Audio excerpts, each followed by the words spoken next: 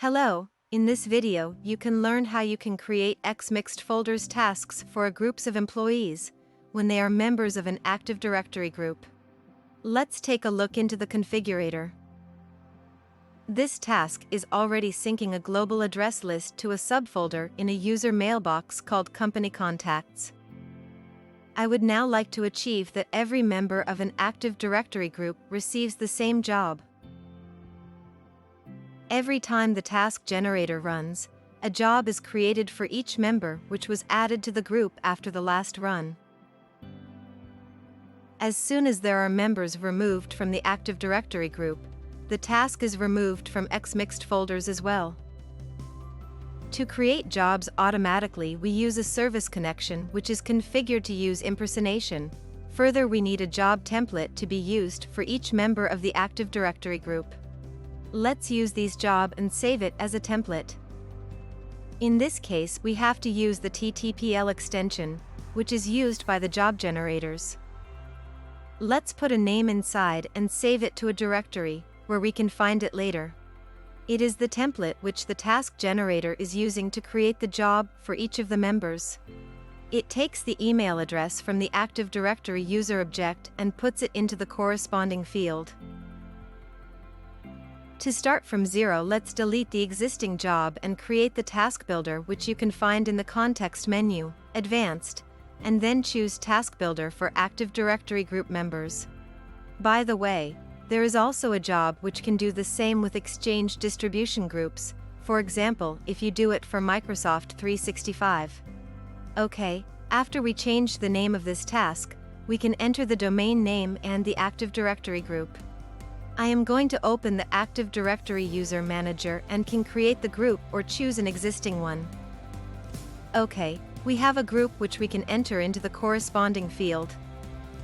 Also, I am going to enter a time when the task should take a look into the group and check for changes. In addition, an interval is needed, with which we specify whenever the process is repeated. If you want, you can also have the subfolder in the mailbox deleted as soon as the task is removed again by the generator. To achieve this, simply activate this option. Let's select the template which I saved before. Now I am going to save the settings and activate the service which should create the jobs for our employees in the Active Directory group. This is the log window where it is possible to see if the service is doing something. Since the service creates the jobs in the background, the configurator window is currently not important. In order to display the generated jobs, it must be restarted. Please do not save the content of the configurator now, because it would overwrite the tasks that were created in the background. As you see here, the configurator now shows the generated tasks. The next step is to add some new users to the Active Directory group in order to see if it is working when a change has happened there. Now we have 6 employees in the sync group, and I hope it will add tasks for the additional users. Normally the auto generator is running in 3 days, but I like to see the result now, so I easily change the time when the generator should run next. Now click Save and Restart, so that we can see if it will create new tasks. Everything is okay, here they are. Now let's make another test. What about if I delete some users from the Active Directory group?